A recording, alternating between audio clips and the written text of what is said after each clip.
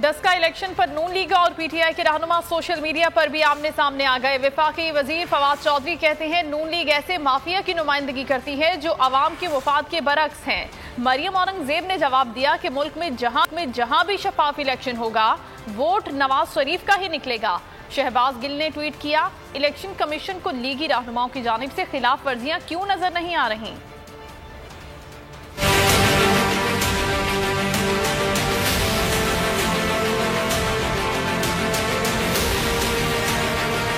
वफाकी वजीर फवाद चौधरी ने लिखा कि डस्का के अवाम अली अजहर मलई को वोट दें। नवाज शरीफ के तवील दौरे हुकूमत ने पाकिस्तान को कमजोर किया। मुल्की मसाइल की बुनियादी वजह नून लीग की पॉलिसियां हैं।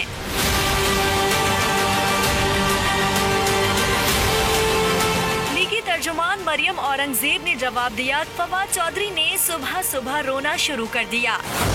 ये नवाज शरीफ की पॉलिसियां आवाम का एतमाद है कि डब्बे से वोट शेर का ही निकलता है।